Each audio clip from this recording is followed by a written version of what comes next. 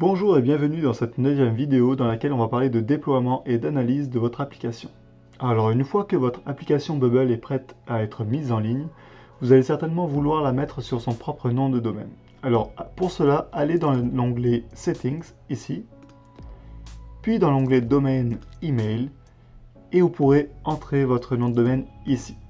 Alors bien sûr, c'est une fonctionnalité qui n'est disponible que si vous prenez un plan payant par contre. Une fois le nom de domaine ajouté, Bubble vous donnera alors des enregistrements DNS pour votre registraire ou le fournisseur de domaine. Pour surveiller comment les choses se passent sur votre application, vous allez devoir vous familiariser avec l'onglet Log qui se trouve ici.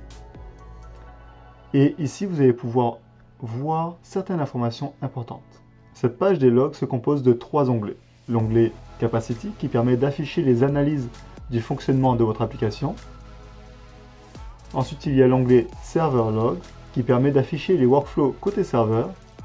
Et pour finir, l'onglet Scheduler qui permet d'afficher et d'annuler les workflows dont l'exécution est programmée. L'onglet Capacity vous montre comment votre application gère les utilisateurs qui interagissent avec elle. D'ailleurs, le boost de capacité qui est visible dans l'onglet App Plan de la page Settings, ici, en fait, c'est un concept que Bubble a pour permettre à votre application d'en faire plus. Dans une période donnée, vous pouvez augmenter la capacité de votre application pendant 1 heure, ici directement. Notamment lorsque votre application commence à montrer qu'elle atteint son pic grâce au graphique de la page des logs. Cela vous permet de vous assurer que vous n'avez donc aucun problème sur votre application. Lorsque vous déployez une application, Bubble dispose de 2 outils pour vous aider. Premièrement, le vérificateur des problèmes, ou Issue Tracker, ou le debugger. Par exemple, lorsqu'on ajoute un repeating group ici, il faut donner les informations, notamment le type de contenu qu'on va afficher. Si on n'a pas encore ajouté ces informations qui sont nécessaires au fonctionnement de ce repeating group, ça va afficher une issue ici. En cliquant ici d'ailleurs, et en cliquant de nouveau ici, ça met en surveillance l'endroit qu'on doit corriger. Donc le vérificateur de problème, donc Issue Tracker, signale toute information incorrecte, incomplète ou alors non conforme.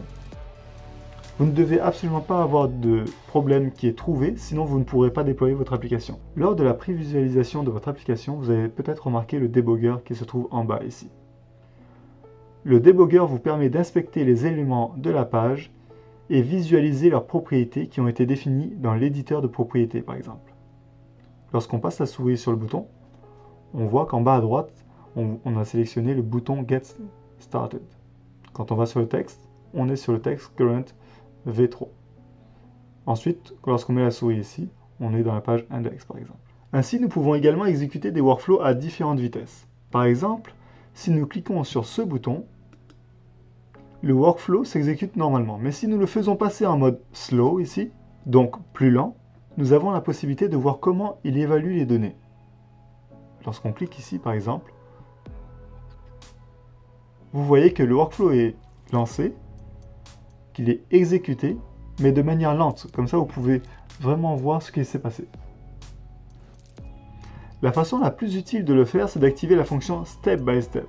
Ainsi, lorsque vous exécutez un workflow, vous passez manuellement en revue toutes les actions et vous vous assurez que toutes vos connexions sont configurées comme vous le souhaitez. Allons le tester.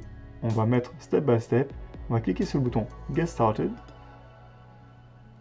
et on voit que la première chose qu'il fait, finalement, c'est l'événement.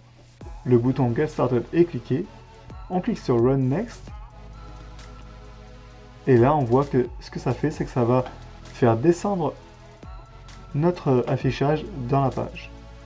On clique de nouveau, et voyez ce que ça fait. Bubble est là pour vous aider à mesure que votre application se développe et s'occupera de vraiment toutes les tâches difficiles pour vous. Même si votre application devient virale, Bubble vous couvre et vous permet de continuer à évoluer sans que vous ayez à vous en inquiéter. Dans la prochaine vidéo, la dernière de cette série d'introductions, nous allons apprendre comment étendre les fonctionnalités de Bubble. Comme toujours, si vous avez aimé cette vidéo, mettez un pouce vers le haut, abonnez-vous à ma chaîne, ça m'aide énormément, et activez la cloche pour recevoir une notification lorsque je sors une nouvelle vidéo. Merci et à bientôt.